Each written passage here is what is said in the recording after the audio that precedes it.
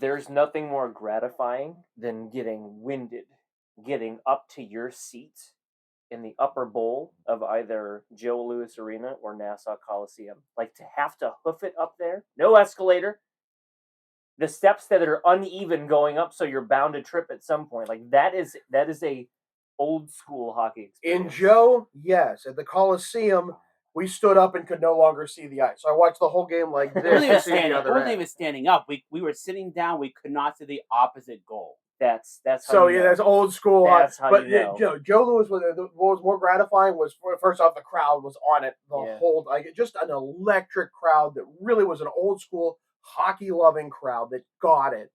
And we were there. There's been more recent. There's a more recent event where they put the kid on camera and everyone would like okay, and then eventually they put the kid back on camera and the whole crowd starts cheering like they got it. There's an in joke.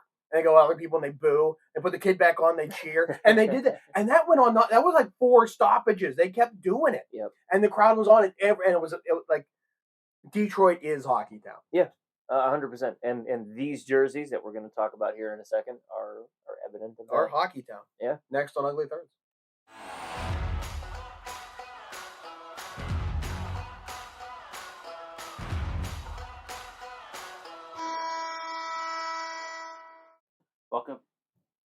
Welcome back, sports fans, to another episode of Ugly Thirds. Today's topic will be the Detroit Red Wings top 3 jerseys. John and Shrems, take it away. They haven't changed their look much. No. Ever. Not No. even like we're pushing like 100 years back, and what you see now is what you got back then. That standard red jersey goes back pretty much the whole way they did the Red Wings. Yeah. Which, 1935, 36, they became the red away from the Falcons and Cougars. Like, yeah. I would say that Montreal and Detroit are the most iconic looks. Yeah. In the National Hockey League. You might be pushing in sports. Like, they've been around that long. Yep. And if hockey was more popular in the United States, on an NFL level, it would be unquestioned. Yeah. Unquestioned. Is that a sweater? Yeah, okay. So, number 3. Mm. Phil, what is this?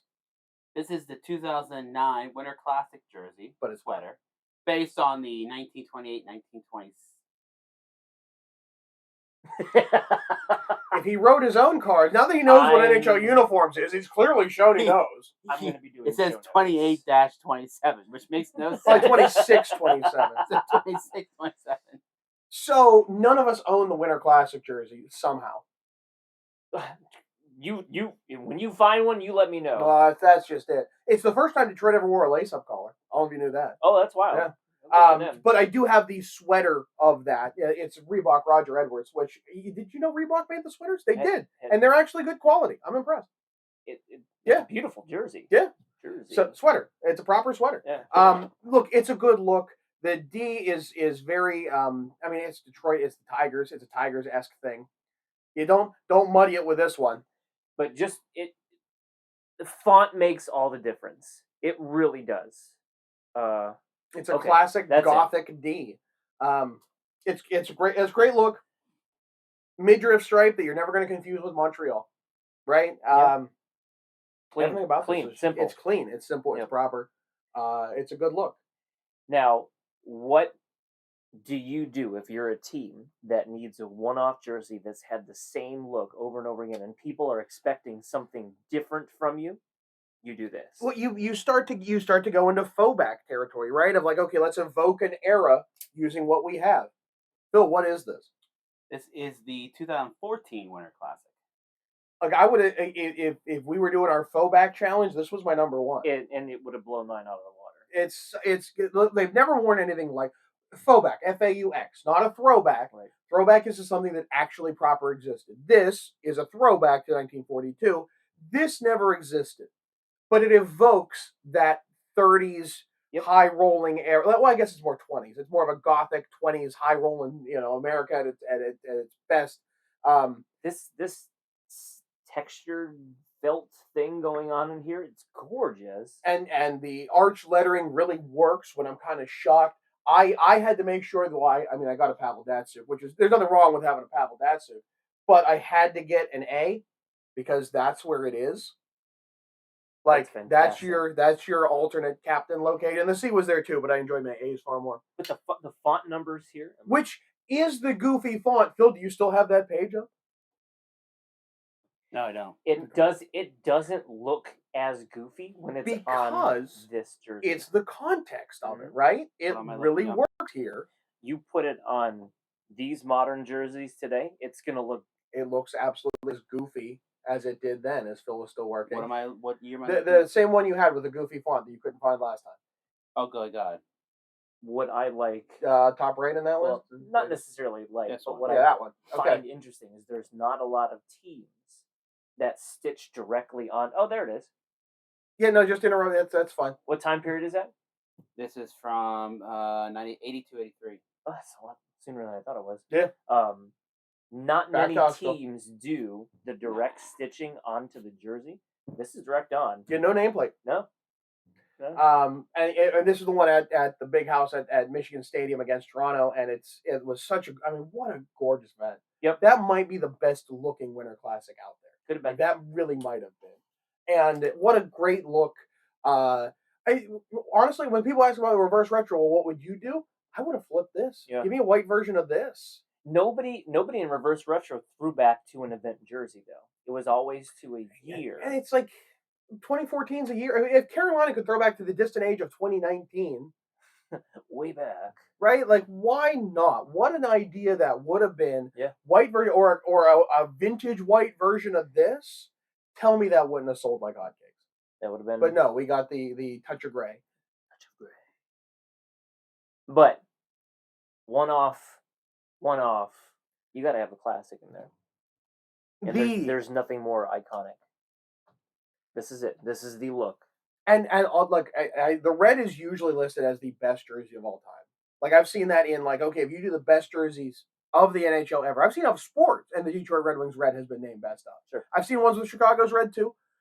I think the white is better. Yeah. Because the red is simply three stripes, right? It's hemline. Yep. Which is fine. There's nothing wrong, and the detail of the logo contrasting with the simplicity of the jersey, it does work. Yeah. But this shoulder thing that they've always had, as long as they as soon as they switch from this to that, in Phil, when did they wear this? They wore this from 1983 to 2007, but mostly 1956 to present. So 56, and you see the little details. So 56 is when this sleeveless thing went away. Sure. To this standard, and they switched to Reebok. They switched to Adidas with all the same things, more or less. Of course.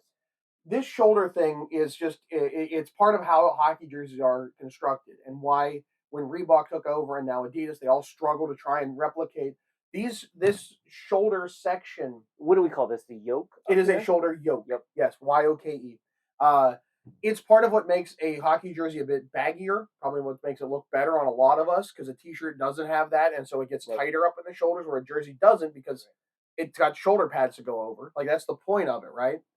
And so to have this contrasting, and for just following what was always there, and using the jersey as part of the design, is brilliant. And the fact that it happened this early on, and it's so iconic, and no other sport. The only time I've ever seen this anywhere else was the Seattle Seahawks did it for a bit, and everyone made it look weird, like, oh, that's a hockey jersey, it's our hockey look. The Sean Alexander era was that. Okay. 07-ish. Yeah. That era. When they lost to Pittsburgh in the Super Bowl. But yeah, I mean, it's so good. The balance of red and white is gorgeous. I have zero notes. I've got no beef with this, but the patchwork on here is just spectacular. Your stitching is really good on this. I don't know who you got for that, but they do a good job. Yep. So, look, you can try to tell us we're wrong. We're not. I wish we had the proper 09 one to keep it in the modern era, but I mean, it's first off, it's bright white. It's got a lace-up collar, and it's got the Detroit modern logo on both shoulders. Oh, nice. That's it. That's the only difference. Yep. So, I think it's perfect. Yeah. This is a perfect slate. No notes. That's it. So, he's Shrems. I'm John. Phil, take us out. Nope, not that quickly. Goodbye. Don't forget to hit the like and subscribe button. Hit the bell for notifications when new videos get posted. And tune in for another episode of This is what happens when you're playing around in NHL uniforms instead of doing your job. That's what happens. You told me to be fine.